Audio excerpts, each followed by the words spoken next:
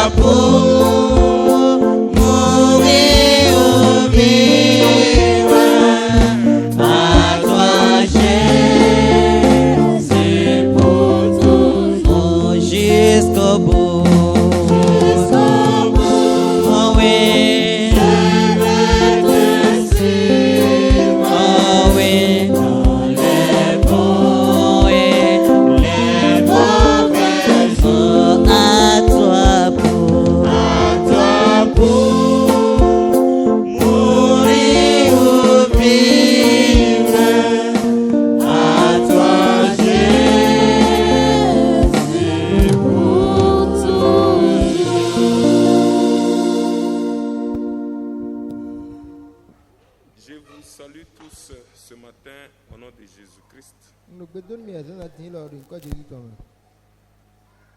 sommes reconnaissants au Seigneur de nous avoir donné cette bonne matinée pour écouter sa parole. Et sans pour autant tarder, je vais vous demander de vous mettre debout pour que nous puissions lire la parole de Dieu. Nous lirons dans Ésaïe chapitre 6, du verset 1er au verset 8.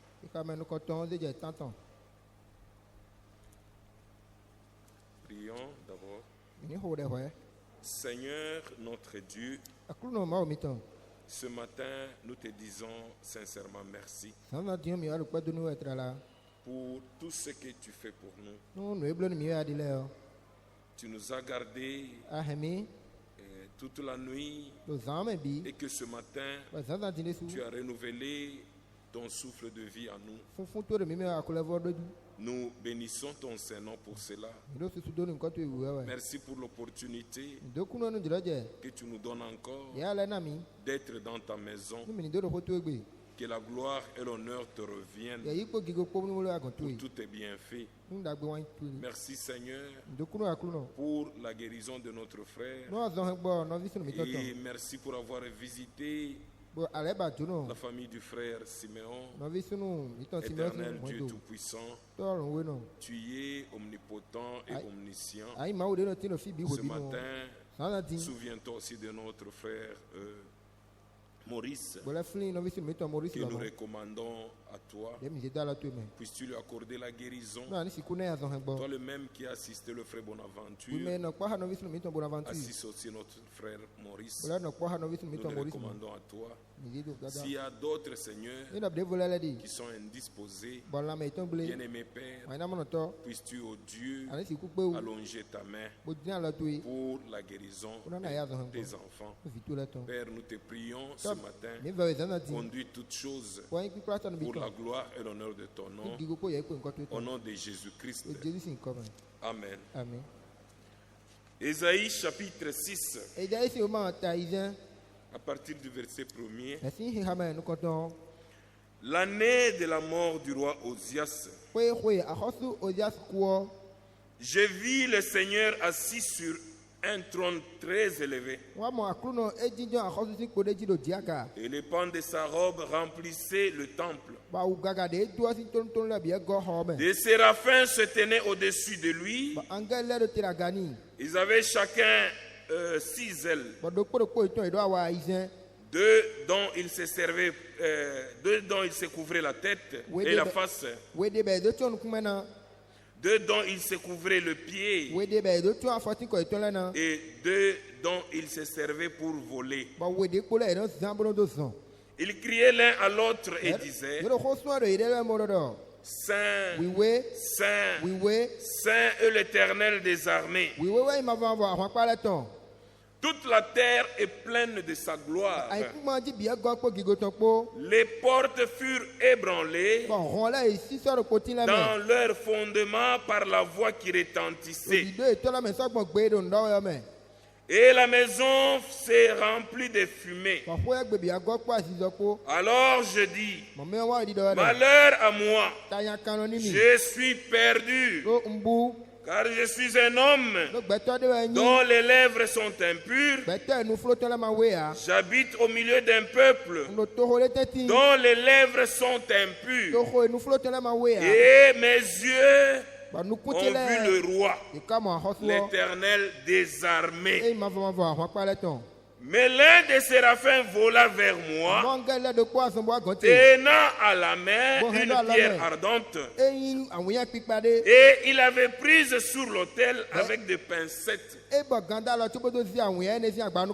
Et il en toucha ma bouche et dit: ceci a touché tes lèvres.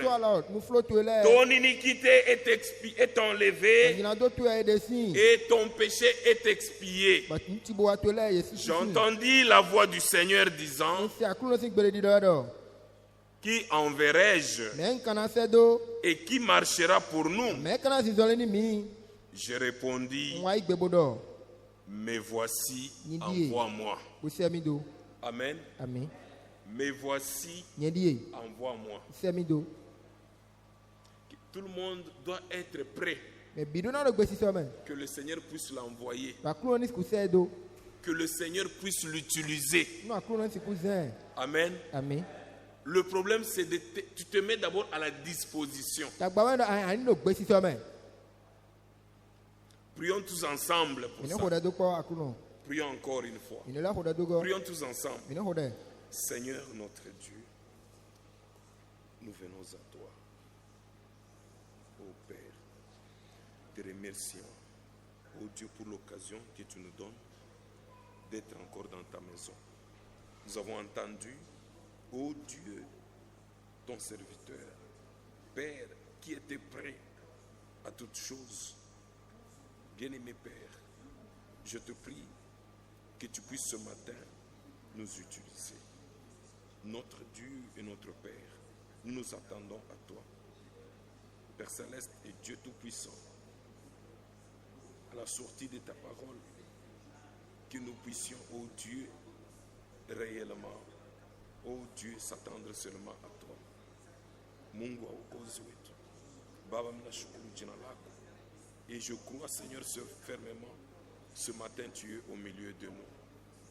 Père, utilise ton peuple. Révèle à tout un chacun ce à quoi il doit être utile. Que la gloire et l'honneur te reviennent. Au nom de Jésus-Christ. Merci.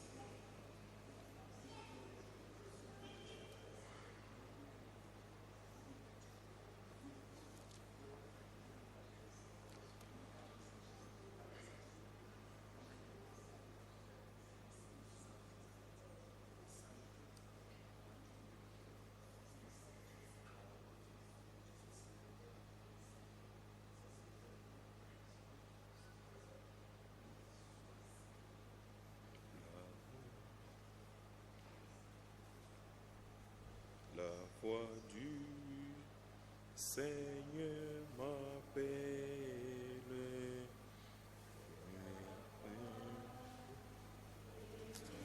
Sur moi. Et réponds, Sauveur fidèle.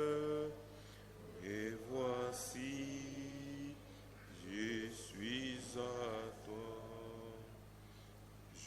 Jusqu'au bout, je veux te suivre dans les bons, les mauvais jours.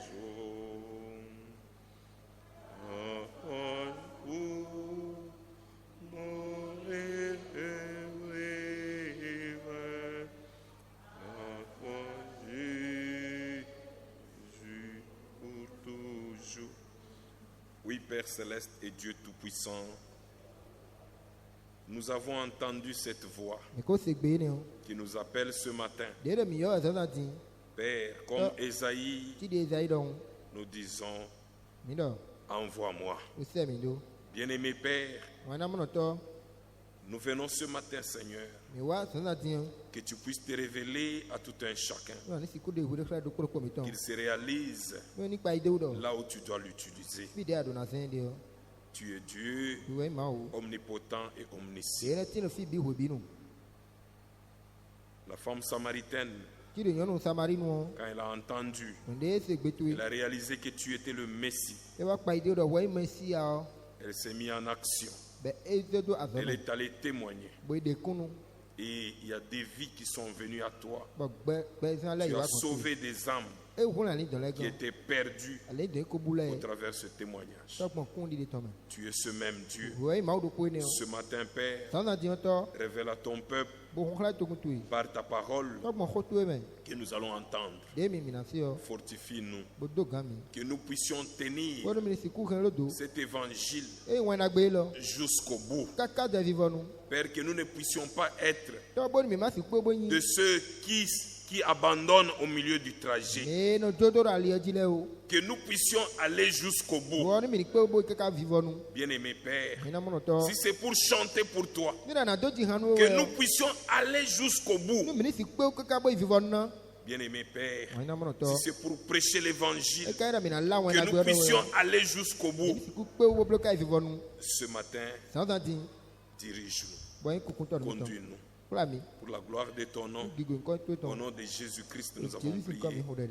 Amen. Que Dieu vous bénisse. Vous pouvez vous asseoir.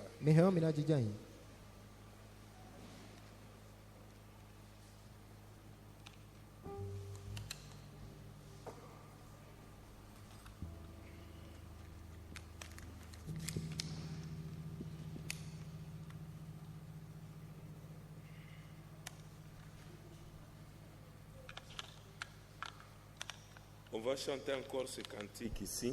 La voix du Seigneur qui m'appelle. Et nous voulons tous être disponibles. Puisqu'aujourd'hui, nous continuons avec notre sujet, le péché d'Ozias.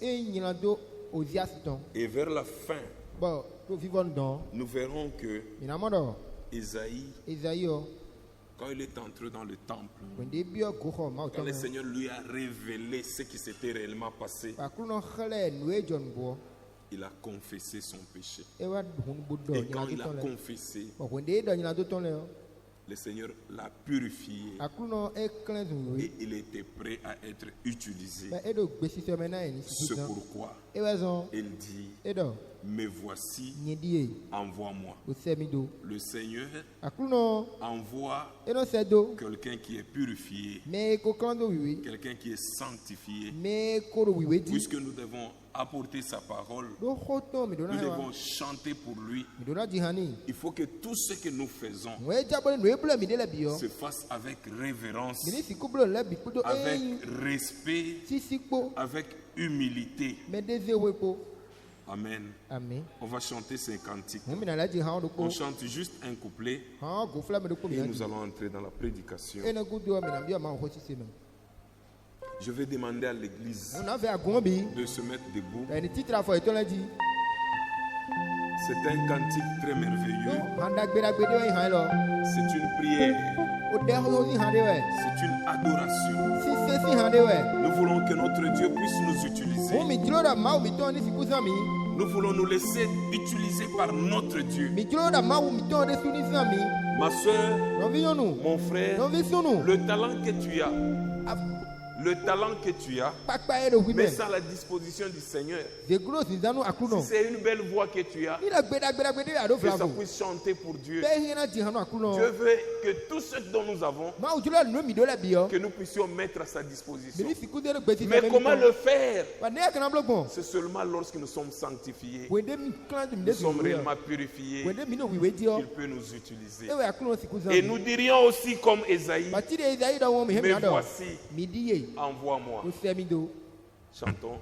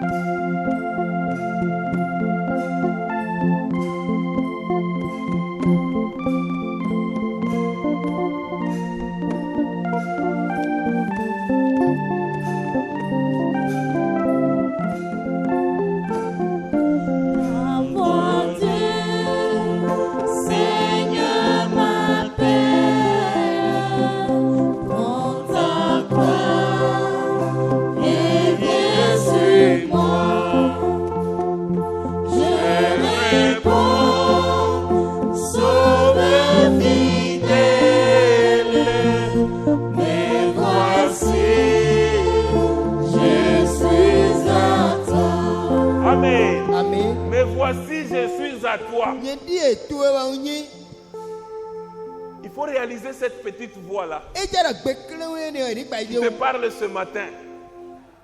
Cette voix-là te parle ce matin. Il dit, c'est la voix du Seigneur. La voix du Seigneur m'appelle. Il dit, prends ta croix.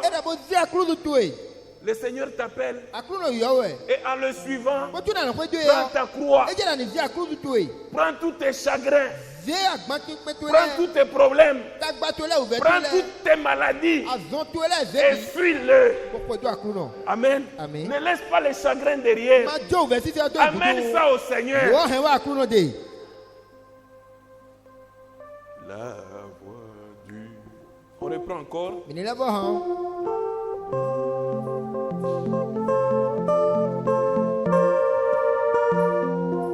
Il ne faut pas abandonner le combat au milieu. Nous sommes dans un combat qu'il ne faudrait pas abandonner au milieu. C'est pourquoi le refrain dit jusqu'au bout. Amen. Jusqu'au bout. Je vais te suivre. Jusqu'au bout, je vais chanter pour toi. Jusqu'au bout, je dois te servir. Ah, il ne faut pas abandonner au milieu. Il dit dans les bons et dans les mauvais jours. Jusqu'au bout, je vais te suivre. Que les choses ne marchent pas. Que les choses marchent. Mais je vais te suivre. Amen. On ne choisit pas de servir le Seigneur que lorsqu'on est bien. Que lorsqu'on a du travail. Que lorsqu'on a à manger. Mais il dit dans le bon et le mauvais jour, à toi pour mourir et vivre. À toi Jésus pour toujours. Donc je suis à toi pour toujours. Amen. Tu es à Jésus pour toujours. Tu es à lui pour toujours. Amen.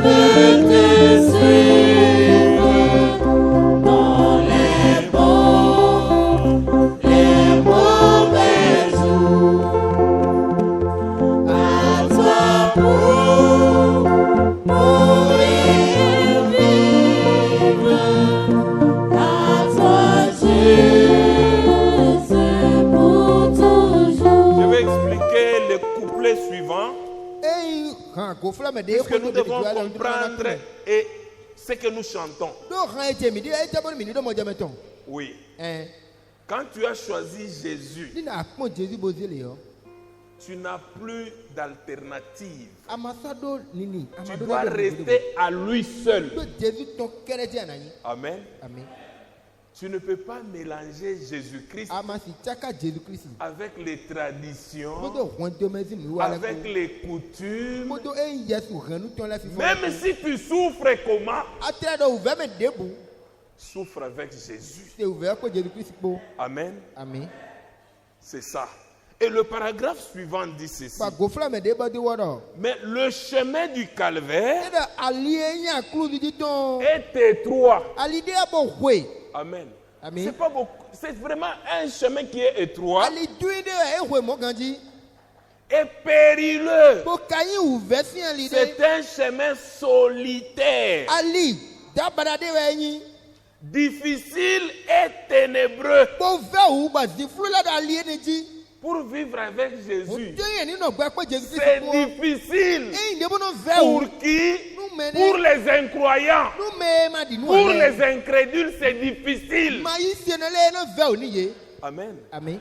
Nous avons, pour ceux qui étaient là hier, nous avons dit que parfois Jésus permet, il permet que les problèmes puissent arriver dans notre vie, les maladies arriver dans notre vie, pas pour nous éloigner de lui. Non. Parfois, il arrache ce que nous avons comme appui. Si tu as ton appui comme tu as travail pour ton appui, il peut prendre même ton travail là. Tu deviens sans travail. Puisque quand tu mets ta confiance dans le travail, le travail peut terminer. Le mariage ici, tu peux faire une erreur terminée. Mais quand tu mets ta confiance en Jésus, même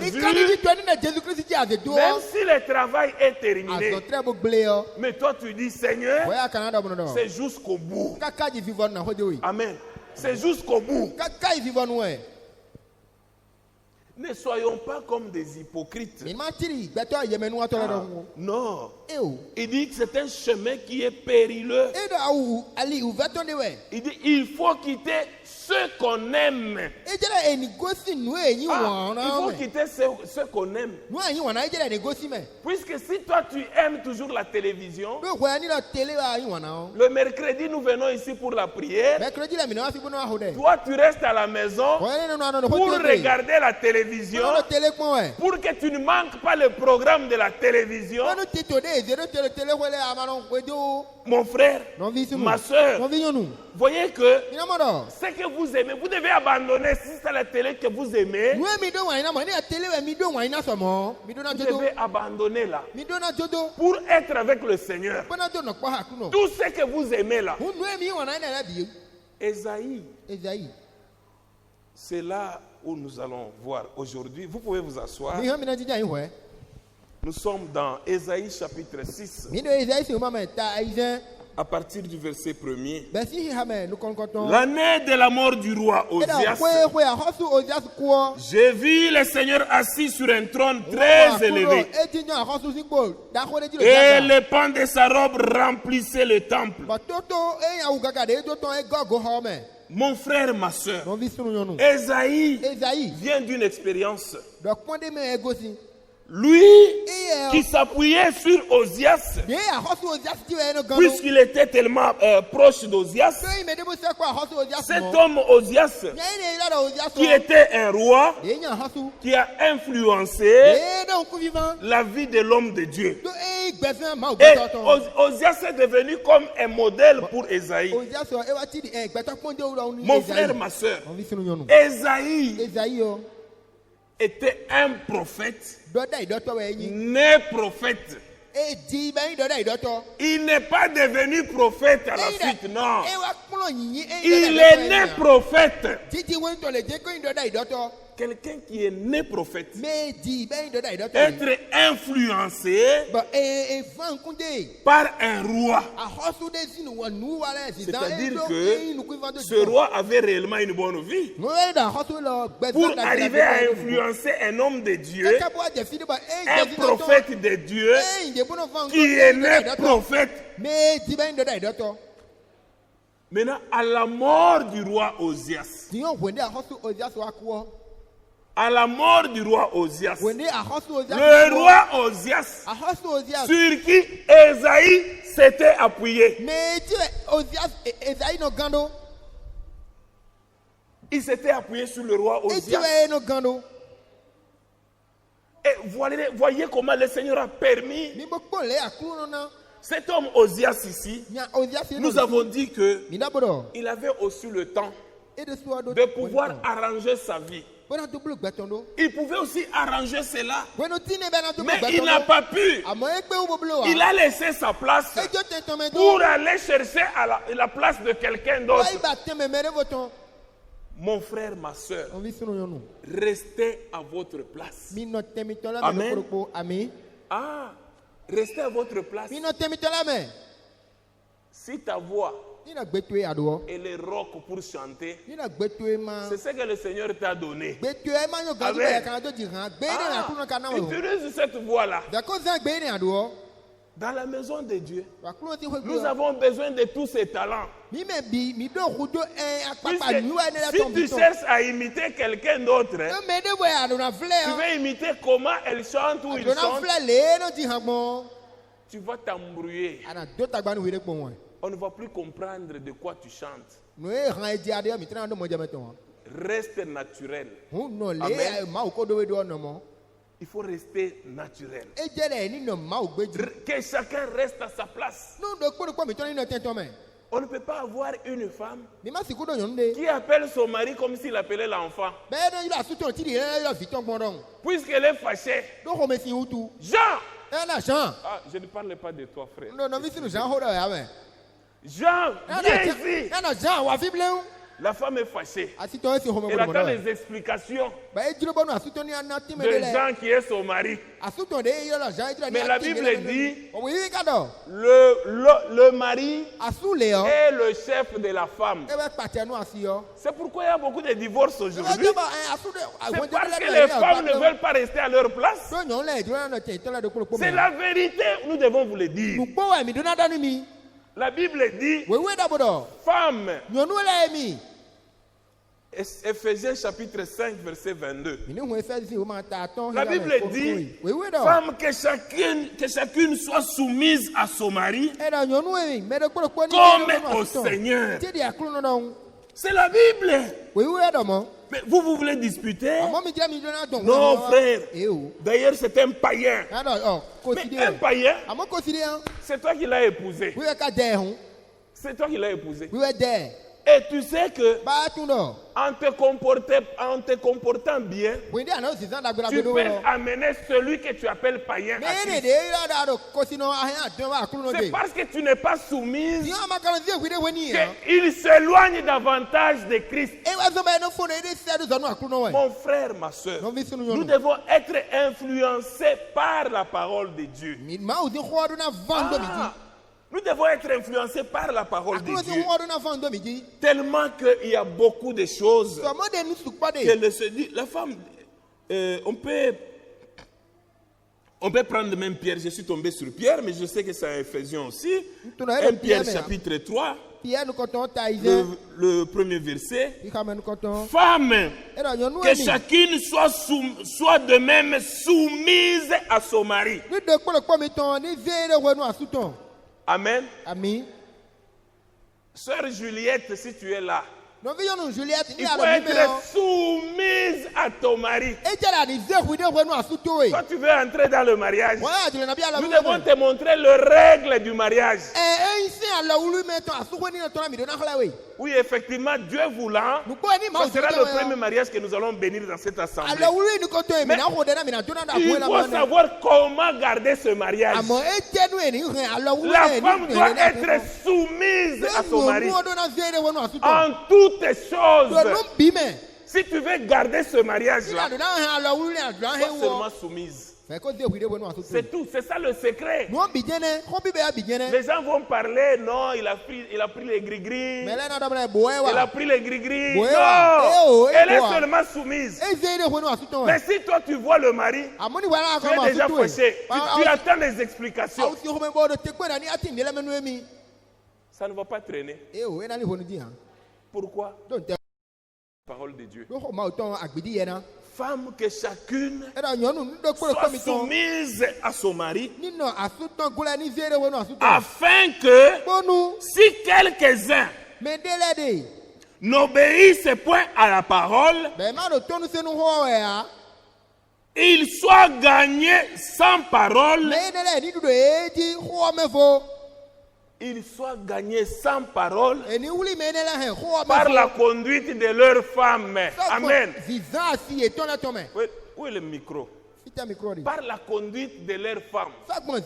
C'est ce qui est écrit. Rebecca. Lis ça. Tu as ça. 1 Pierre chapitre 3. Lis ça. 1 Pierre chapitre 3. Nous devons aller ensemble. Femmes, soyez de même soumises à vos maris, afin que si quelqu'un n'obéisse point à la parole, il soit gagné sans parole par la conduite de leur femme. Amen. Qu'il soit gagné sans parole par la conduite de la femme. Je ne sais pas si vous comprenez. Si ton mari est païen, on ne t'a pas demandé d'aller le prêcher. Amen. Conduis-toi très bien. Ce mari-là sera gagné sans parole. Juste par ta conduite. Il va se réveiller un certain matin. Il dit aujourd'hui, je t'accompagne. Amen. Ah, il dit je t'accompagne. Le problème c'est que la femme veut prendre la place de l'homme. C'est pourquoi il y a trop de problèmes. Et nous avons aussi des hommes qui ont déserté leur place. La Bible dit, c'est lui qui aime sa femme, la nourrit et prend soin d'elle. Mais aujourd'hui c'est l'inverse. L'homme voit que cette femme ici, il dit non, cette femme ne travaille pas. Il va chercher encore une deuxième. Il dit que celle-ci n'est pas forte. Mais il ne dit pas. C'est dans son cœur. Les raisons pour lesquelles il est allé chercher une autre femme, c'est parce que celle qui est avec lui, pour lui, elle n'est pas productive. Il va chercher celle qui travaille. Va chez celle qui travaille. Comme tu t'appuies sur le travail de celle-là, Dieu va lui arracher du travail. On verra réellement si tu l'aimes. Peut-être toi tu aimes, c'est le travail que tu aimes. Tu n'aimes même pas la femme. Tu as fait des calculs avec celle-ci. Si vraiment nous sommes ensemble, je prends son salaire. Avec ce message ici, c'est l'homme qui est le chef. Il y a des frères rusés. Ils sont rusés. Mais tu as suivi ce que le pasteur a lu? L'homme c'est le chef. Donne ton salaire. Non, mon frère. Ne soyons pas des rusés. L'homme est le chef, c'est vrai. Mais prends soin de sa femme. Si tu l'aimes, tu la nourris et tu prends soin d'elle. Amen. C'est là où il y a beaucoup de discorde. Puisque nous, chacun n'est pas à sa place. La femme n'est pas à sa place. L'homme, le mari n'est pas à sa place. C'est pourquoi il y a des problèmes. Il faudrait que chacun garde sa place. Tu es homme, tu es chef, c'est vrai. Mais que fait le chef? Prends soin. Prends soin. C'est vrai, mon frère. Le chef. On n'est pas seulement chef de nom. Tu dois prendre soin de ta femme. Tu dois la nourrir. Tu dois la vêtir. Amen. Tu ne vas pas la vêtir seulement quand le pasteur dit. Non. Oh, mais tu l'aimes. Tu dois la vêtir. Tu ne la vêtis pas seulement quand on parle de ça à l'église. Non.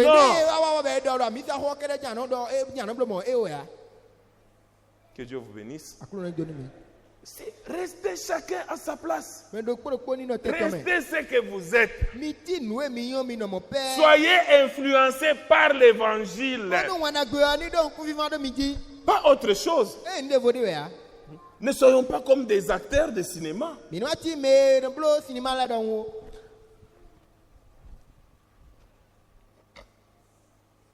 frère Branham dit dans l'orgueil, il a prêché un serment intitulé L'orgueil, où Jésus mal accueilli,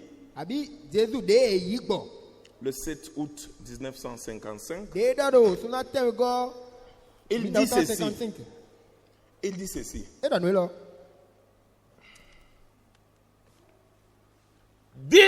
Dites-moi qui vous fréquentez, je vous dirai qui vous êtes.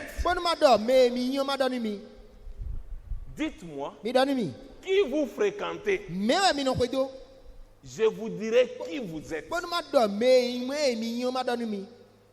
Amen. Il y a un frère qui voulait garder la paix avec son ami Soulard. Il dit au nom de la paix, j'accompagne mon ami Soulard pour le gagner. Il va te gagner. Hein? Tu seras aussi influencé, tu deviens aussi Soulard.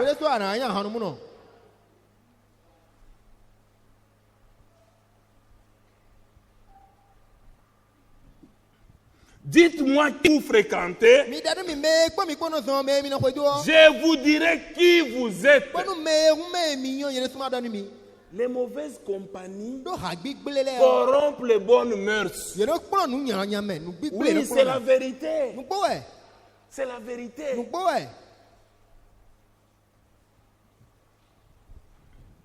Il dit, laissez-moi entrer dans votre maison et voir ce que vous lisez.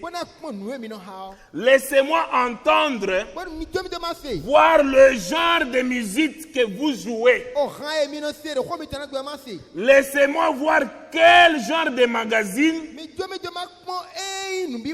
quel genre de littérature vous lisez. Laissez-moi regarder dans votre bureau et voir s'il y a un grand tas de ces photos vulgaires de femmes nues.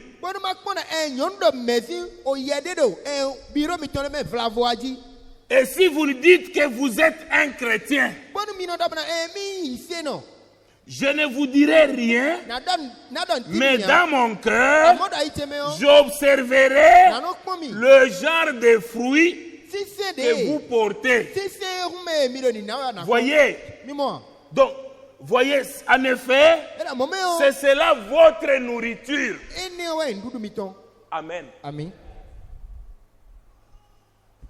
Si je prends seulement votre téléphone, j'ouvre ça. Je vais voir les photos qui sont dedans, les vidéos qui sont dedans là. Et je comprendrai déjà qui vous êtes. Il y en a qui tremblent déjà. Si je prends seulement le téléphone au hasard, je vous épargne. Le téléphone que vous utilisez là, on peut voir aussi les sites où vous entrez. Les sites où vous entrez. Et on connaîtra qui êtes-vous.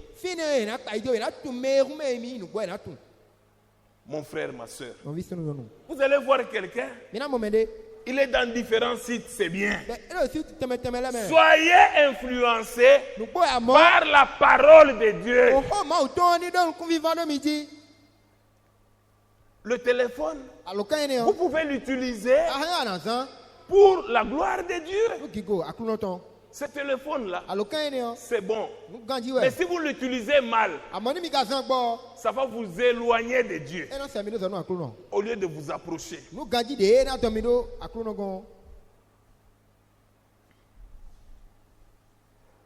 Ne soyons pas comme ce pharisien qui a invité Jésus dans Luc chapitre 7, au verset 36.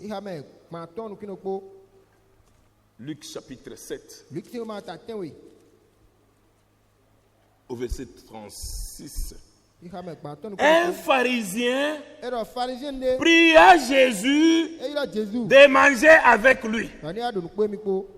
Il pria Jésus de manger avec lui. Jésus entra dans la maison du pharisien et s'est mis à table.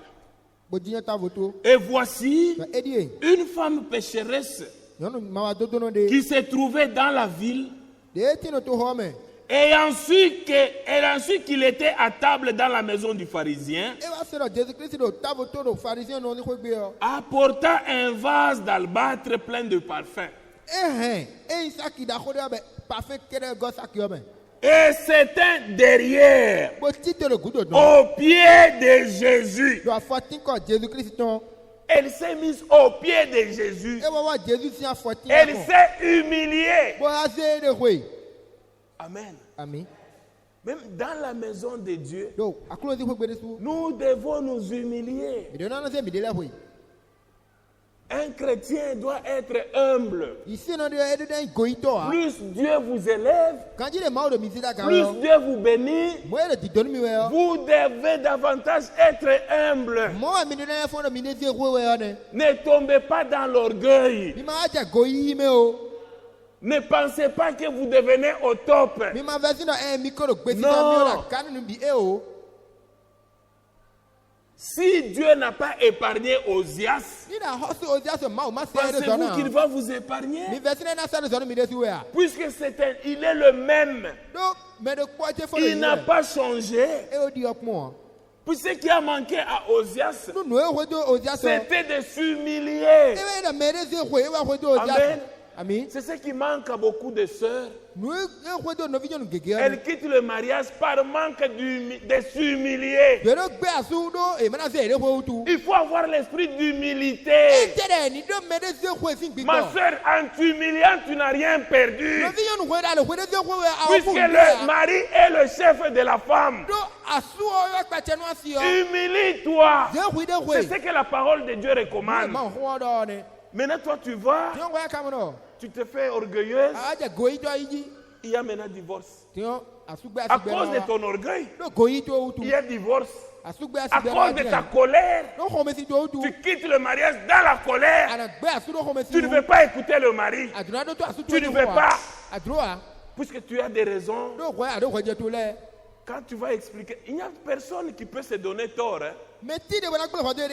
Beaucoup de gens en parlant, ils parlent toujours de manière que vous voyez que non, la sœur n'a pas tort. Mais la Bible dit, humilions-nous. Non, il veut jouer avec moi. Comment il peut m'humilier comme ça? Tu ne veux pas être humilié? Le Seigneur a été humilié. À la croix. Même déjà à la croix là. On lui demandait, toi qui as sauvé les autres, mais sauve-toi. Descends de la croix. Nous te croirons maintenant. Tu acceptes l'humiliation. Et tu sors, tu quittes la maison. Non, je rentre chez mes parents. Et tu attends que le frère vienne te chercher. Tu es orgueilleuse. Il faut rechercher l'humilité. Là où tu as mal agi, appelle même ton mari. Chérie, pardonne-moi. Non, si je fais, il va se moquer de moi. Ça sera encore plus d'humiliation. Oui, nous devons être humbles. Amen. Se rabaisser. Et Dieu va t'élever. Quand tu te rabaisses, tu acceptes de prendre le téléphone. Chérie, il va d'abord s'étonner. Celle qui est partie en colère m'appelle chérie. Chérie, pardonne-moi. C'est le diable qui m'a embrouillé. J'ai entendu l'évangile. Le Seigneur me dit de t'appeler. Notre Dieu, c'est un Dieu de réconciliation. Quel que soit ce que le mari a fait, réconcilie-toi. Amen. Tu ne peux pas rester dans cette position. Tu te dis, non, c'est fini. Je vais chercher un autre mari. Non. Avec le message du temps de la fin, tu dois te réconcilier. Amen. Accepte l'humiliation. Oui, il va maintenant me dominer. Il n'y a pas de problème. L'homme domine sur la femme. Amen. C'est la parole de Dieu. Que Dieu vous bénisse.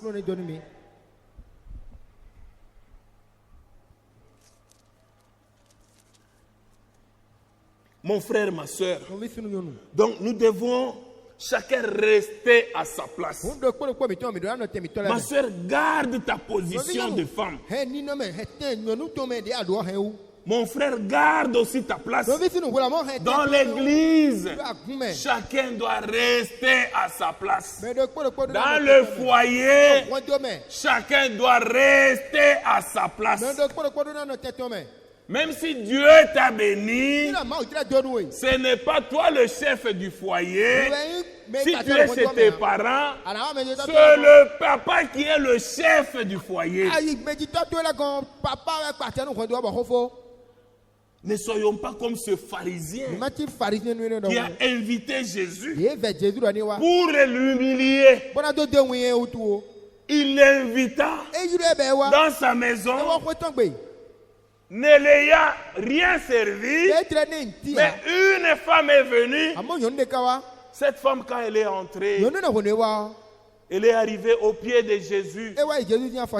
Elle a commencé à pleurer. Et elle a mouillé ses pieds. Elle a mouillé les pieds de Jésus avec ses larmes. Et après, elle utilise ses cheveux. Elle utilise ça pour essuyer. Elle prend un peu du parfum. Mais là, le pharisien a observé. Il dit, si cet homme réellement est un homme de Dieu, si cet homme qui se dit fils de Dieu, mais il devait savoir que cette femme, c'est une femme de mauvaise vie. Comment il peut permettre une femme de mauvaise vie le toucher? Jésus est venu pour les mauvais. Amen. Il est venu pour les pécheurs. Si toi tu es saint, il n'est pas venu pour toi. Il est venu pour les mauvais, les pécheurs. Là où tu vois que, moi ici, cet évangile m'a vraiment cassé. Ça, c'est ça ma vie. Oui, Jésus est venu pour toi. Amen. Il est venu pour toi. Mais si toi tu es là, tu es là en train de distribuer les cartes. Ah ça, ça concerne tel frère. Ça là, ça concerne telle sœur. Donc Dieu ne te connaît pas. Amen. Il ne te connaît pas. Puisque nous venons dans la maison de Dieu pour que Dieu puisse nous parler. Maintenant, toi, il ne t'a pas parlé. Toi, tu n'as vu que les péchés des autres. Toi, tu ne t'es pas vu. Il est venu pour les pécheurs. Ce pharisien a commencé à murmurer. Il dit, cette femme pécheresse, c'est celle qui touche les pieds de Jésus.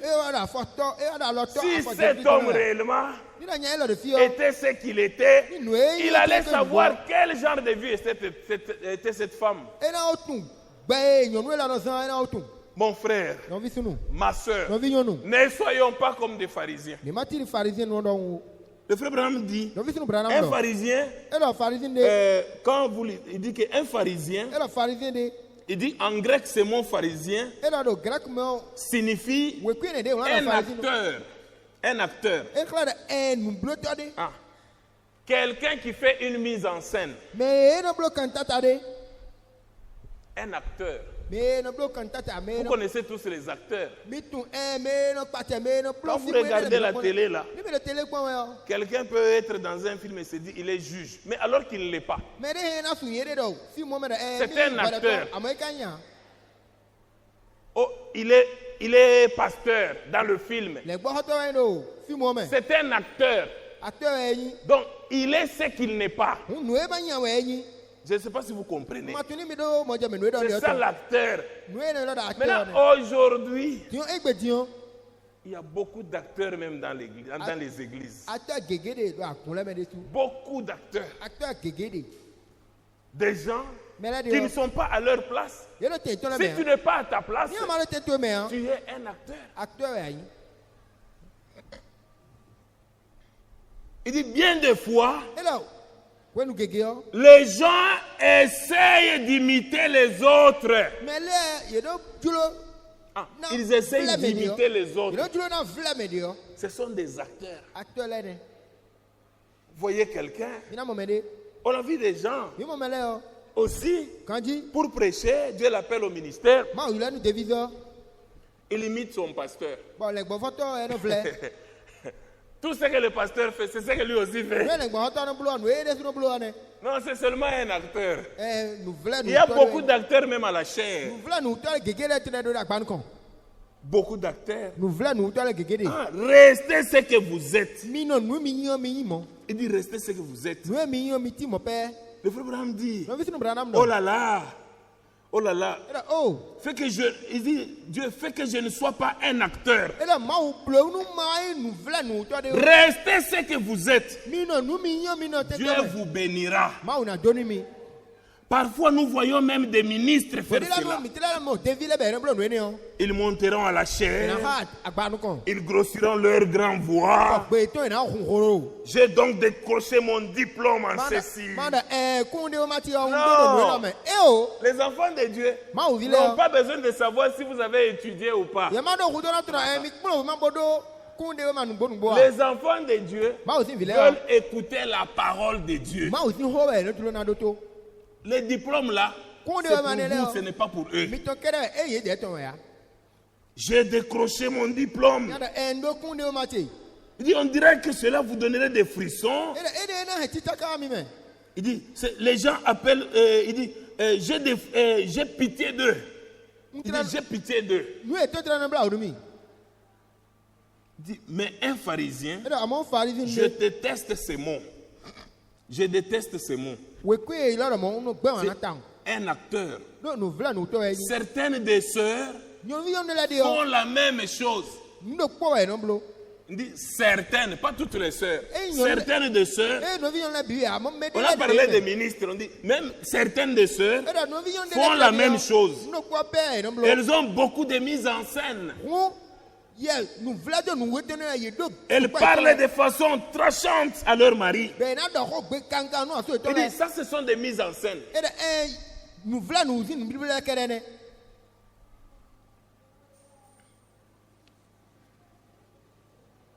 Restez ce que vous êtes.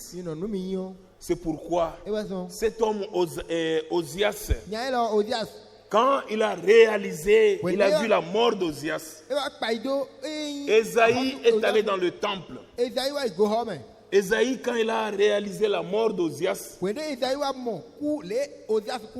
la Bible dit, là où nous sommes dans Ésaïe chapitre 6, l'année de la mort du roi Osias, j'ai vu le Seigneur assis sur un trône très élevé,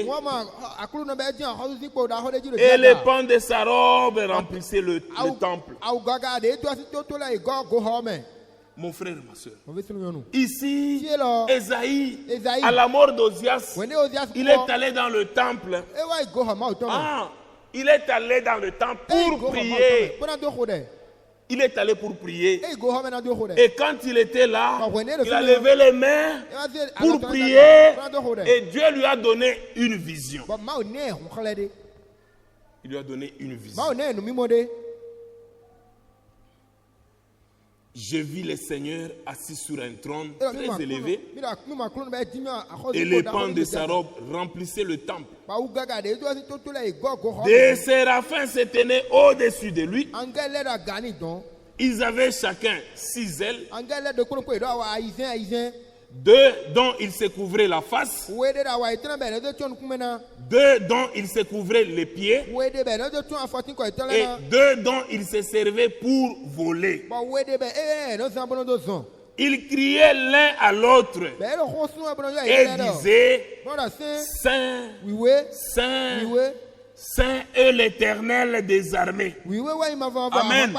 Ici, Ésaïe, quand il a constaté la mort d'Ozias, tellement ça l'a beaucoup travaillé, cet homme qui a bien marché avec le Seigneur, mais regardez la manière dont il est mort. Il est mort lépreux. Alors cela a vraiment dérangé Esaïe.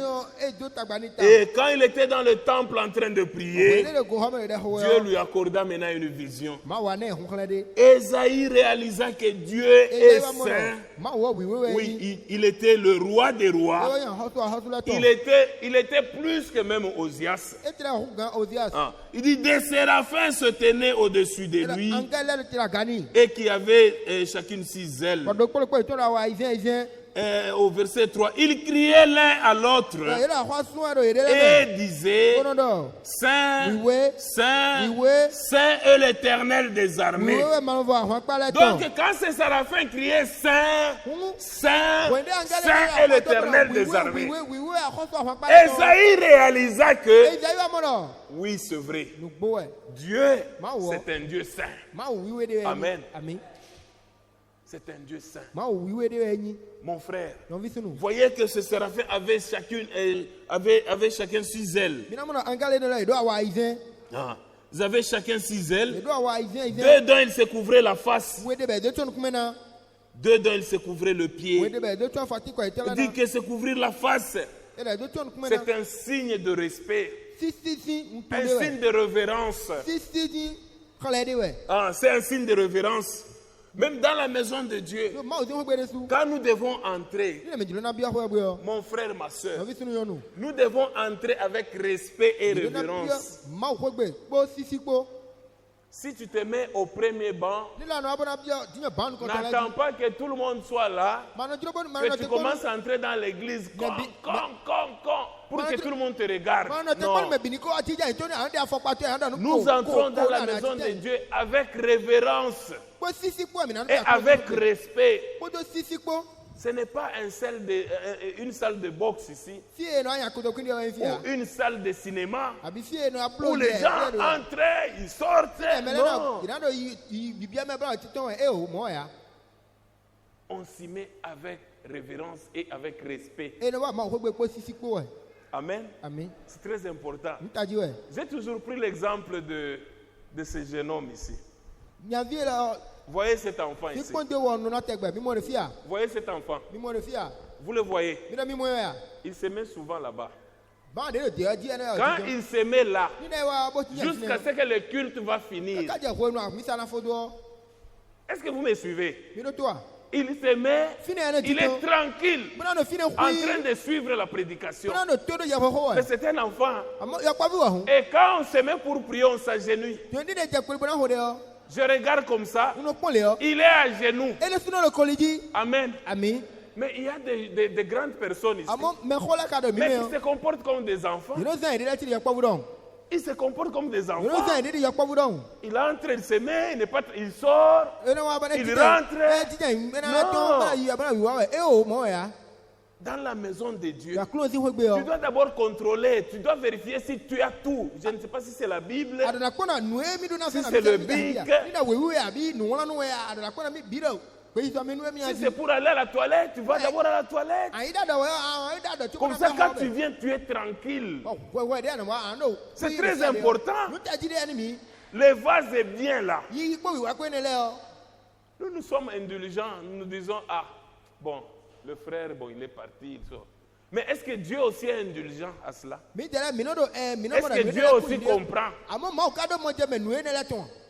dans la maison de Dieu, nous y entrons avec respect, avec révérence.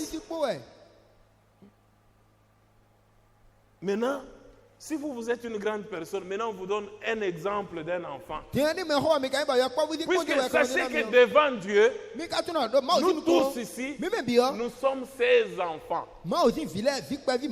Amen. Dieu n'a pas de petits-fils. Il n'est pas un grand papa. Tous nous sommes ses enfants.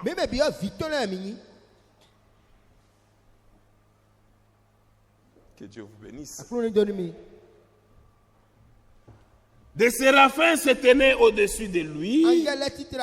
Ils avaient chacune 6 ailes. Et chacun 6 ailes. Il dit 2 dont ils se couvraient la face.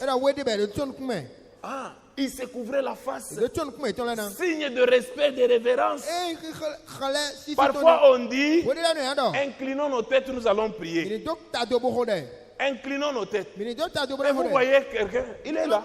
Moi je me demande, peut-être on a besoin d'un interprète ou quoi?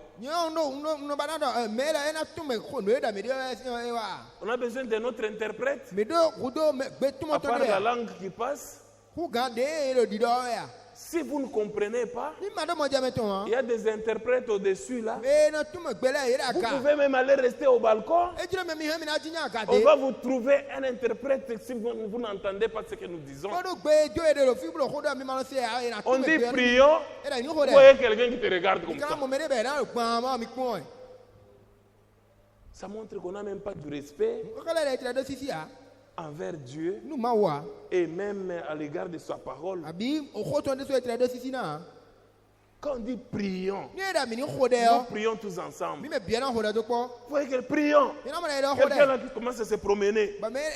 Non, on ne se promène pas. Il faut prier.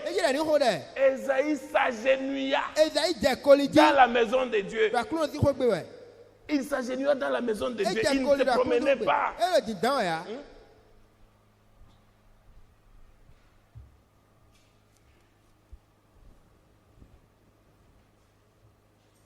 Esaïe, ce qu'il devait trouver quelque chose de différent.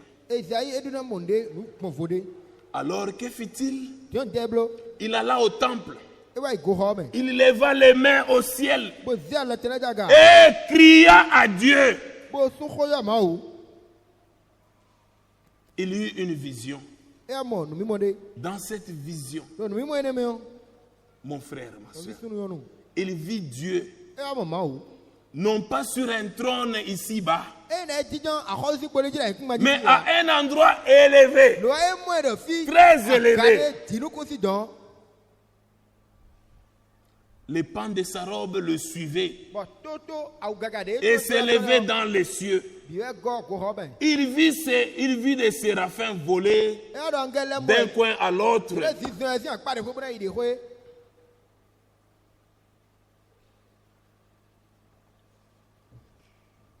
Il dit, il vit les séraphins voler d'un coin à l'autre du temple.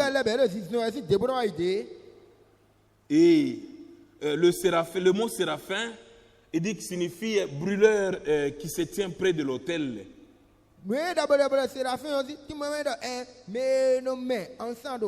dit le séraphin, c'est lui qui reçoit le sacrifice.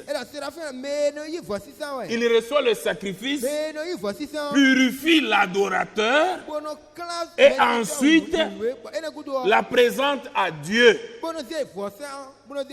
Il dit ces séraphins sont des êtres angéliques.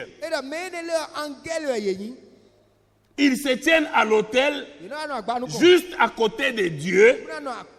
Ils reçoivent les sacrifices. Cela montre la justice de Dieu. Le péché ne pouvant jamais entrer en sa présence, à moins d'avoir été expié. Esaïe, ce grand prophète, quand il entra dans l'esprit, il vit premièrement Dieu assis tout en haut dans les cieux, au-dessus de tout roi terrestre.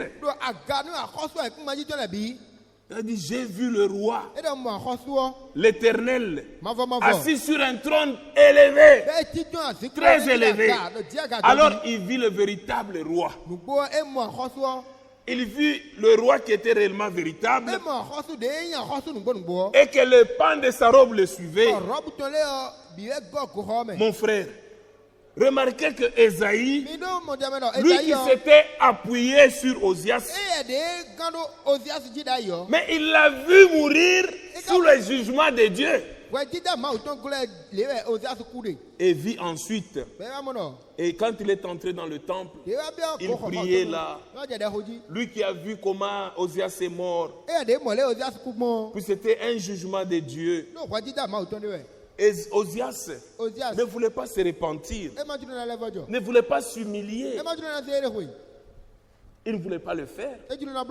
Dans la Bible, il y a des gens qui ont eu aussi la lèpre. Comme quand on prend le cas de Marie. Et Marie, quand il parlait à mal de Moïse, mais après s'être repenti, le Seigneur a eu pitié d'elle. Oui, et jusqu'à ce qu'elle ait retourné, elle a été guérie. Il y a Naaman qui avait aussi la lèpre. Mais quand il s'est humilié, quand il a accepté tout ce qu'on lui a dit par l'homme de Dieu, et la lèpre est partie. Ce que Dieu veut, c'est que nous puissions nous humilier, que nous puissions nous abaisser. Nous devons laisser que Dieu lui-même puisse prendre la première place. C'est très important. Donc les deux ailes qu'avait le séraphin,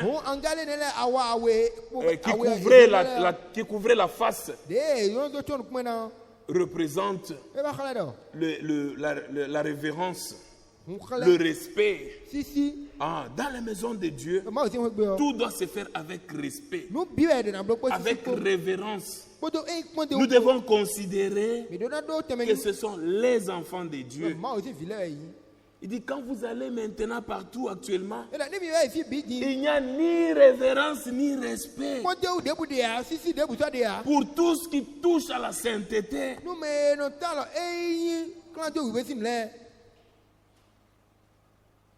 Il dit, si vous parlez,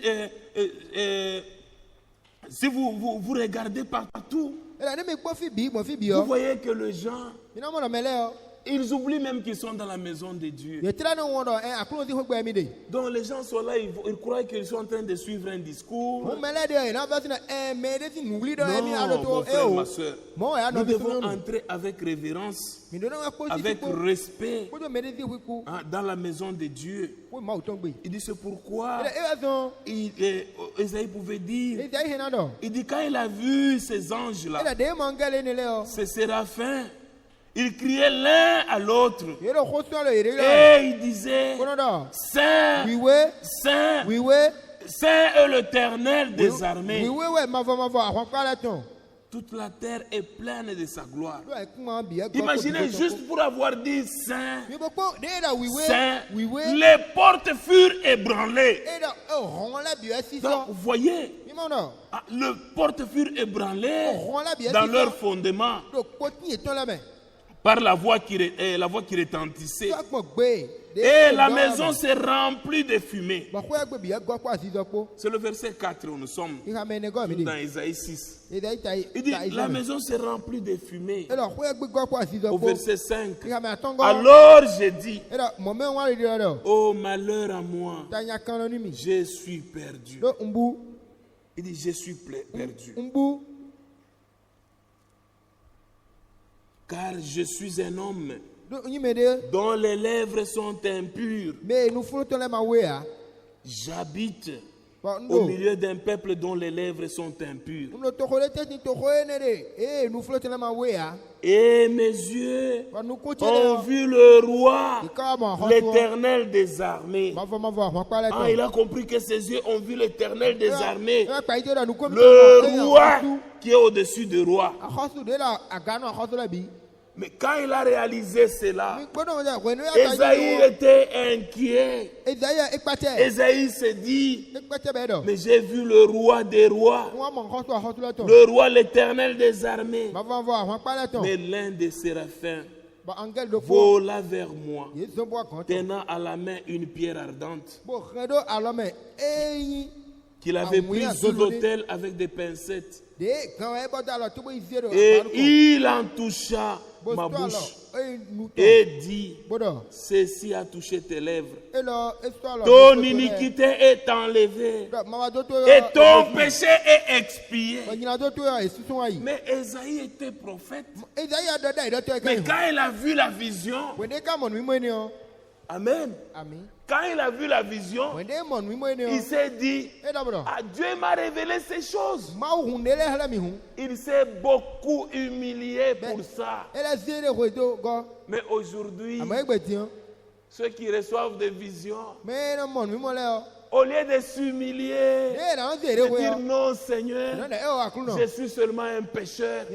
Comment le Seigneur peut me montrer des choses qui sont cachées? On s'humilie, on prie. Mais on voit aujourd'hui, vous voyez quelqu'un dit, j'ai vu une vision, j'ai vu ceci. Non, on devait avoir peur. Un Dieu saint te montrer toi la vision, toi un pécheur sauvé par la grâce. Tu devais par contre t'humilier davantage et confesser tes péchés. C'est ce qu'a fait Ésaïe. Quand il a vu la vision, il voit cela, il dit malheur à moi. Oh, il a confessé son péché. Il a commencé à confesser. Il dit malheur à moi, je suis perdu. Car je suis un homme dont les lèvres sont impures. Amen. Il a reconnu que ses lèvres sont impures. Et non toi, tu entends la parole, tu dis non, c'est celui-là. Maintenant, c'est celle-là. Puisque toi, tes lèvres sont pures, ce ne sont que les lèvres des autres. Quand on parle de critique, tu regardes quelqu'un. Tu dis, ah, aujourd'hui on a parlé d'elle. Elle aime beaucoup critiquer. Aujourd'hui, ah, c'était elle. Donc toi, tu es pur. Mais Ésaïe, quand Ésaïe a vu la vision, il dit, malheur à moi, je suis perdu. Je suis un homme dont les lèvres sont impures. Dont les lèvres sont impures. Et j'habite au milieu d'un peuple dont les lèvres sont impures. Et mes yeux ont vu le roi, l'Éternel des armées. Ça lui donnait plus la crainte de Dieu. Mes yeux ont vu le roi, l'Éternel des armées. Paul, qui était seul sur le chemin de Damas, quand il a vu aussi la vision, il a rencontré le Seigneur. La Bible dit, il tomba à ses pieds. Amen. Il dit, que ferai-je, Seigneur? Il tomba à ses pieds. Moïse, quand Dieu l'a rencontré dans la buisson ardente, il dit, Moïse, enlève tes souliers. La place où tout te tient, c'est un lieu saint. Mon frère, ma soeur, notre Dieu aime que nous puissions d'abord reconnaître notre position de faiblesse. Que nous puissions reconnaître cela. Ésaïe n'était pas un petit peuple. C'était un prophète, né prophète. Il a écrit environ 66 livres, comme je vous ai dit. 66 chapitres plutôt. Et il a parlé de tout pratiquement. Il a parlé du plan de salut. Il a parlé de la rédemption. Et vous verrez aussi, quand vous comptez le nombre de livres dans la Bible, il y a 66 livres. 66 livres. Depuis l'Ancien Testament au Nouveau Testament, il y a environ 66. Et lui, Esaïe a écrit 66 chapitres qui prennent pratiquement toute la Bible. Regardez maintenant l'attitude de cet homme. Cet homme que Dieu a beaucoup utilisé. Mais quand la vision est sortie, et il dit, oh malheur à moi, je suis perdu, car je suis un homme dont les lèvres sont impures. J'habite au milieu d'un peuple dont les lèvres sont impures. Et mes yeux ont vu le roi, l'Éternel des armées. Oh, quand il était dans cette position-là, après la confession, vient maintenant la purification. Mais l'un des séraphins vola vers moi, tenant à la main une pincette ardente qu'il avait prise sur l'autel avec des pincettes. Il en toucha ma bouche et dit, ceci a touché tes lèvres. Amen. Ton iniquité est enlevée. Amen. D'abord, Esaïe a confessé. Il a reconnu qu'il était un pécheur. Il dit que j'ai des lèvres impures.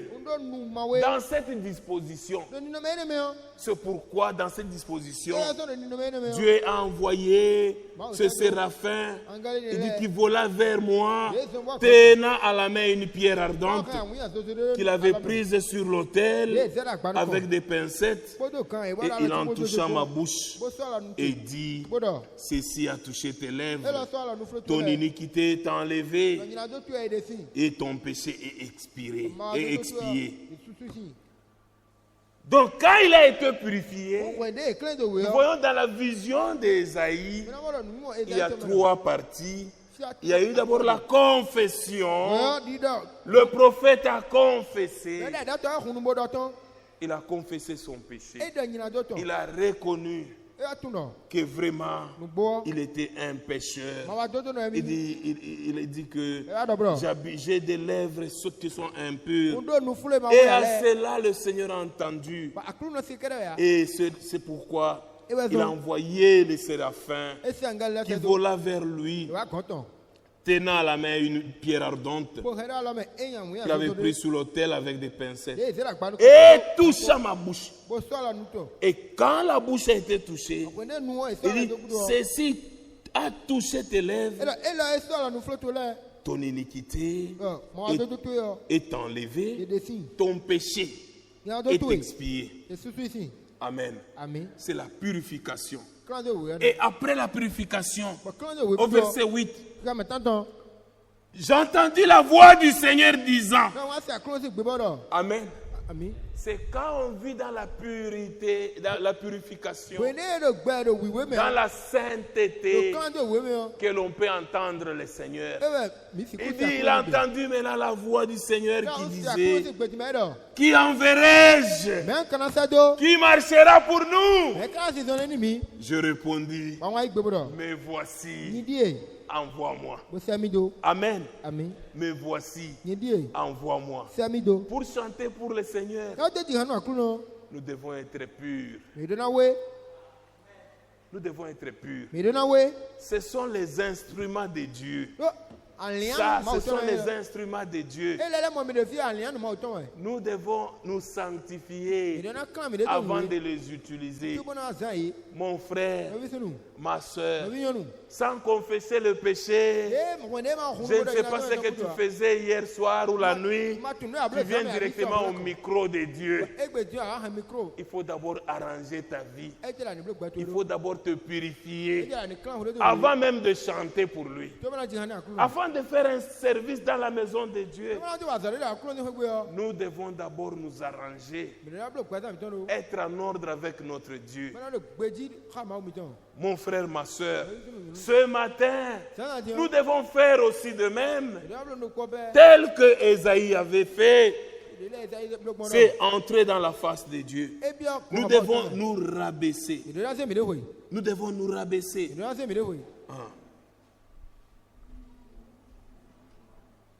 Le frère Branham dit au paragraphe 111 de l'influence d'un autre, il dit, soyez conscients, il y a quelque chose dont vous devez être conscient, c'est de votre petitesse.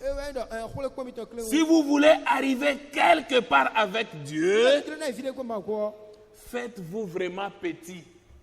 Amen. Si vous voulez arriver quelque part avec Dieu, faites-vous petit. Faites-vous petit.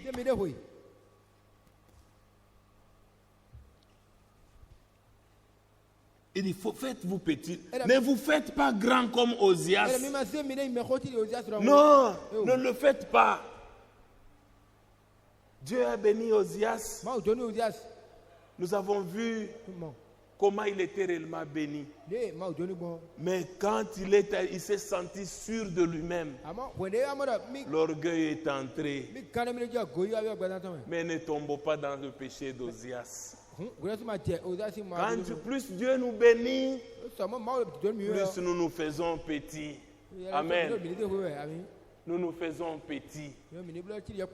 Et Dieu va nous élever encore. C'est très important. Ne vous faites pas grand comme Osias. Il entra dans la maison, dans le temple, et dit, je ferai quand même ceci. Non. Faisons-nous petits. Faisons-nous petits. C'est bien. On a acheté quelque chose pour le Seigneur. Si vous avez donné, je ne sais pas, le piano au Seigneur. Si vous avez acheté des bancs ou des chaises au Seigneur, c'est bien. Mais sachez que c'est Dieu qui vous a donné cela. Vous ne faites que lui donner. Puisque ça ne vous appartient pas. Nous n'avons rien à apporter. Et quand nous allons quitter ce monde, nous quitterons encore de la même manière. Amen. Tout appartient au Seigneur. Ne soyons pas orgueilleux. Ne soyons pas orgueilleux. Non, comme il s'attaque à moi, je vais prendre tous les micros. Je vais prendre mon piano. Je vais rester à la maison. Je ne vais plus. On va voir s'il y aura quelqu'un qui va jouer au piano. Non. Moi, je vais rester là. Oui, même si tu restes à la maison, Dieu pourvoira. Amen. Dieu pourvoira. Quand tu restes à la maison, Dieu va chercher encore quelqu'un. Il va utiliser quelqu'un d'autre. Mon frère, ma soeur, ce que nous vous demandons, c'est que chacun réalise sa place et reste à sa place. Même si c'est au travail, tu ne peux pas être insolent à l'égard de tes chefs. Non, il ne faut pas être insolent. Non, lui n'a pas des ordres à me donner. Non, il faut rester humble. C'est dans l'humilité qu'on apprend. Puisque même quand tu apprends, si je suis en train de t'apprendre quelque chose et que toi tu n'es pas humble, tu veux prétendre connaître, je vais te laisser. C'est ça même dans le naturel. Si vous voulez beaucoup apprendre, vous vous rabaissez encore et Dieu vous élèvera. Il ne faut pas dire non, je connais, alors vous ne connaissez même pas. Ça, c'est de l'orgueil. C'est de l'orgueil. Il dit, il est entré dans le temple, lui. Il dit, je ferai quand même ceci, que ce soit. Il dit, ce n'est pas votre affaire de me reprendre. Quand on est venu le reprendre, il a dit, non, ce n'est pas à vous de me reprendre. Pourquoi vous me reprenez? Nous savons que Dieu a mis chacun à sa place. Oui, le diacre peut venir, ou le huissier peut venir. Il dit non, mon frère, avancez un peu là. Mais vous, on vous demande de vous avancer. Vous prenez votre sac, vous sortez. Non. Non, non. Comment il doit me donner la place pour ça? Non. Dans la maison de Dieu, il y a de l'ordre. Il y a de l'ordre. Nous devons accepter cela. Nous devons nous rabaisser devant le Seigneur. Ah, on te reproche. Non, moi je suis ministre. Moi je suis serviteur de Dieu. Moi j'ai l'appel. Non, soyons humbles. Même si l'ancien, lui, n'a pas d'appel, même si le diacre n'a pas d'appel, et que toi, tu en as, mais restons humbles. Amen. C'est dans l'humilité que Dieu va nous élever. Dieu résiste aux orgueilleux, mais il fait grâce aux humbles. Amen. Ah, donc cet homme, il est entré dans le temple. Il dit à Azaria, il dit au sacrificateur, non, vous n'avez aucun droit de me reprendre. Non, mon frère. Non, ce n'est pas correct. Il voyait, il aurait dû s'humilier. Osias aurait dû s'humilier. Il pouvait dire au serviteur de Christ, pardonnez-moi. Il n'aurait jamais attrapé la lèpre. Amen. Ah, si vous vous humiliez, vous vous humiliez. Non. Vous n'aurez, même si le mari est païen, comment? Le fait de vous humilier, il ne va pas vous jeter dehors. Il ne va pas vous jeter. Même si votre patron est méchant, comment?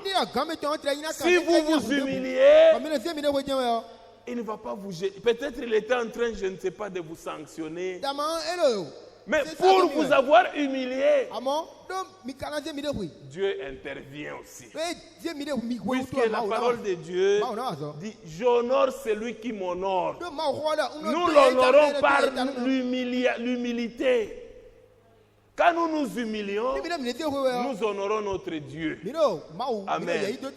J'accepte que les gens puissent se moquer de moi, mais que je puisse gagner Christ. C'est très important.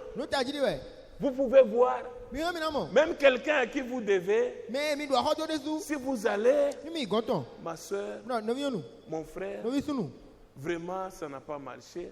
J'ai prévu vous payer, mais voilà, au courant du mois, les enfants étaient tombés malades. Je les ai amenés à la clinique et je suis incapable de vous payer. Si vous pouvez m'accorder encore le temps, je vais vous payer. Si vous demandez avec humilité, même si cet homme ou cette personne est païen, il va dire, je vous accorde encore le temps. Maintenant, ce que nous faisons, vous avez une dette, vous fouillez. Vous fouillez. Un bon chrétien, il ne fouille pas. On le paye par mobile money. Donc lui sait que c'est le jour de paye. Il a déjà quitté la fouille. Peut-être le jour de la paix, il s'absente. Aujourd'hui, je préfère manquer la journée, la paix de la journée, pourvu que je reçoive mon argent dans mon téléphone. Puisque si je vais au travail, il y a des gens qui m'attendent dehors. Il y a des gens qui seront derrière moi. Donc tu t'absentes même. Mais un bon chrétien, lui va chercher les créanciers. Il va se livrer lui-même. Il va se livrer lui-même. Il ne fuit pas. Non. Mon frère, ma soeur, Voyez, si cet homme s'était humilié, il n'aurait pas attrapé la lèpre. S'il pouvait dire, non, je sais que c'est votre travail. Pardonnez-moi, serviteur de Dieu. Oui, j'ai mal agi.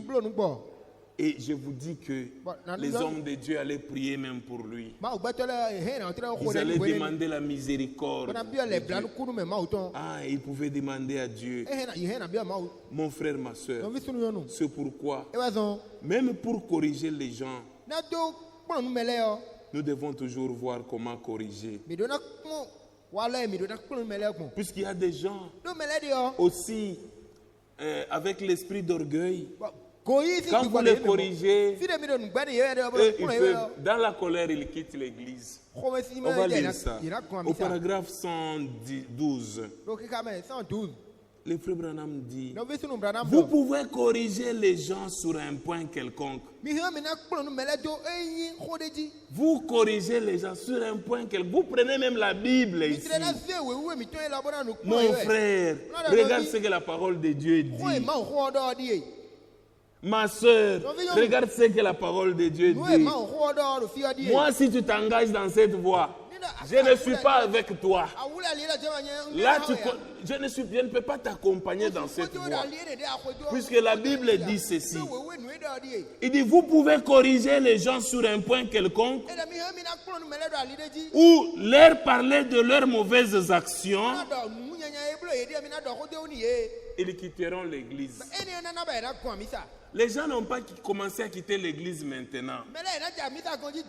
Non. Ce message ici a été prêché en 62.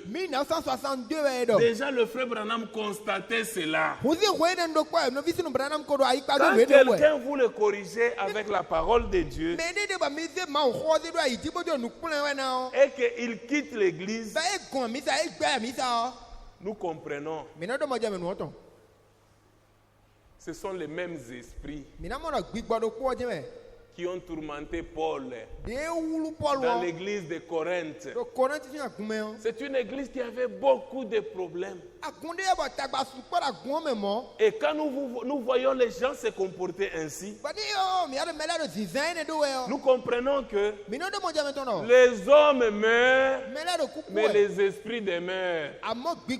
On voit encore les mêmes esprits aujourd'hui. Vous reprochez quelqu'un avec gentillesse, avec politesse, mais il va vous calomnier. Puisque vous l'avez reproché avec la parole de Dieu, pas avec notre compréhension ou notre intelligence. Puisque nous avons quelque chose en commun, c'est la parole de Dieu. Amen. Il dit, vous allez reprocher, vous corrigez les gens sur un point quelconque ou leur parler de leurs mauvaises actions. Mon frère, tu ne peux pas t'engager dans cette vie. Tu ne peux pas aller prendre une autre femme. Vous voyez le frère, il fait comme s'il a entendu. Il se retire d'abord. Après un temps, vous le voyez avec une autre femme. Donc, il n'a pas compris. Il dit, les gens ne comprennent pas. Et parfois, si vous en parlez, ils disent, non, comme on en parle, je vais quitter même l'église. Nous avons chanté que la porte là est resserrée, est étroite. Amen. Cette porte-là, pour entrer, ce sont les violents. Ce n'est pas un problème de nombre. Nous avons besoin de la qualité des croyants. Nous n'avons pas besoin de remplir la salle, mais nous avons besoin de la qualité des croyants qui peuvent réellement vivre cette parole, qui peuvent amener les gens à Christ à cause de leur conduite, qui peuvent influencer les gens à venir et non les éloigner.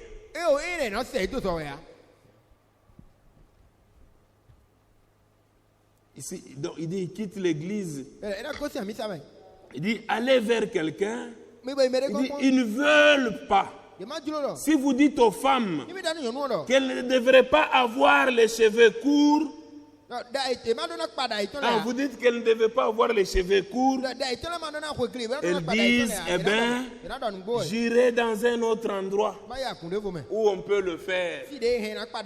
Ah, il dit non, je vais quitter ici. Je vais aller là. Là au moins on peut me comprendre. Mon frère, ma soeur, restons avec la parole. Restons, gardons cette parole. C'est très important. Ah. Il dit non, j'irai dans un autre endroit où on peut le faire, où on peut accepter ce que je fais comme projet. J'irai à un autre endroit. C'est le prophète qui parle. J'irai à un autre endroit où on peut le faire. Ils ne savent pas de quoi il s'agit. Il dit, c'est à cause des hommes faibles à la chair. C'est à cause des hommes faibles à la chair que nous avons tous ces problèmes ici. Puisque à la chair, nous parlons seulement ce que Dieu met dans notre bouche.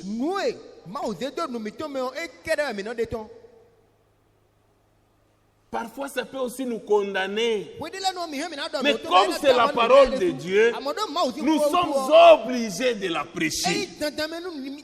Paul disait à Timothée, prêche la parole en toutes circonstances, favorables ou non, que ça te touche.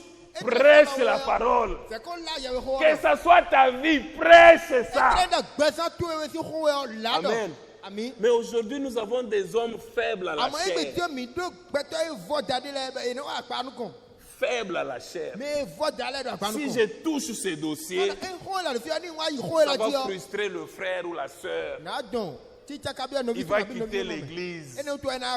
Mais prenons l'exemple d'Ozias. Ça montre seulement que nous sommes lâches. Nous sommes lâches.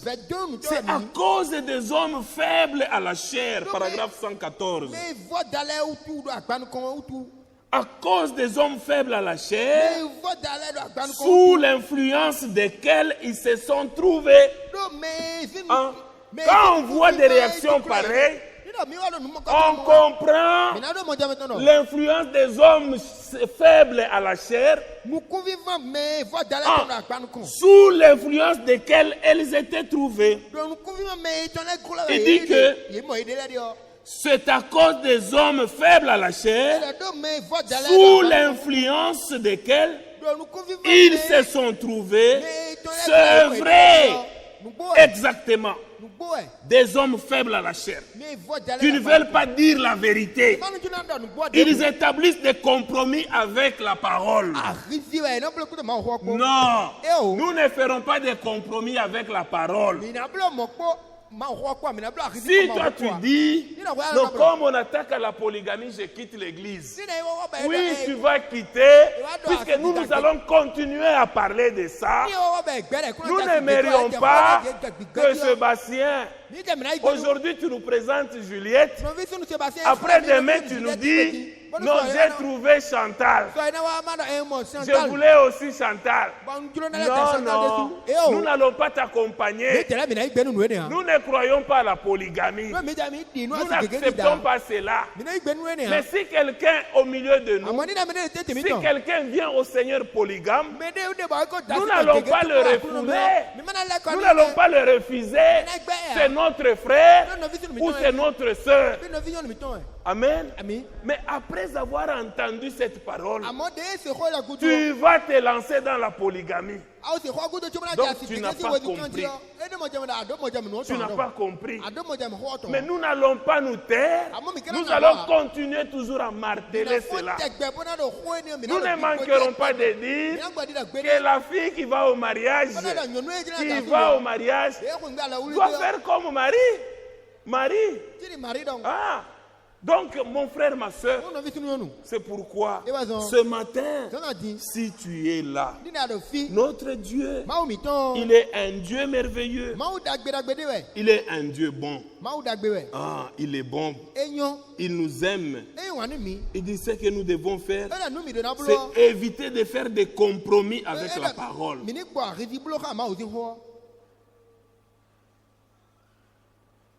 Il dit, je préférerais à coup sûr avoir la lèpre de ce genre de lèpre. Il dit, c'est la lèpre de l'âme. Il dit, la lèpre de l'âme, évitez cela. Quand vous vous levez, il dit, quand vous vous levez, on prêche, vous vous levez. Et vous sortez. Vous êtes en ce moment-là couvert de la lèpre. Oui, nous comprenons que vous êtes frappé par la lèpre. Mais il y a des gens qui ont été frappés par la lèpre, mais qui ne sont pas morts dans cette condition. Ils sont quand même revenus. Ils ont confessé et ils ont été purifiés. Nous avons le cas de Naaman. Il a été purifié. Nous avons le cas de Marie, la sœur Aaron et Moïse. Elle a été purifiée. Ce n'est qu'Ozias qui est mort dans sa lèpre. Puisqu'il n'a pas voulu, il a eu l'occasion, il n'a pas voulu se rabaisser. Il n'a pas voulu s'humilier. Par contre, il dit, faites-vous petit. Faites-vous petit. Puisque Ozias, il s'endormit probablement avec ses pères, comme le dit la Bible, car il était sauvé. Il avait simplement fait quelque chose de faux. Mais quand vous le faites en connaissance des causes, alors vous attrapez la lèpre de l'âme. Alors il n'y a pas de moyen, il n'y a pas de moyen et il n'y a pas moyen de faire entrer l'âme d'un lépreux. Par conséquent, faites-vous petit. Humiliez-vous devant Dieu. Reconnaissez. Ne vous gonflez pas. Ne vous gonflez pas. Humiliez-vous. Ce n'est pas parce que vous avez donné l'argent à l'église, ce n'est pas parce que vous avez construit je ne sais pas quoi, que vous devez, quand on vous reproche, quand on prêche, dit non, on parle de moi, je vais quitter l'église. Non, humiliez-vous, ne vous emportez pas, ne vous gonflez pas. Sondez les Écritures. Voyez si cela est juste. Il faut se rabaisser. C'est très important. Il faut se rabaisser.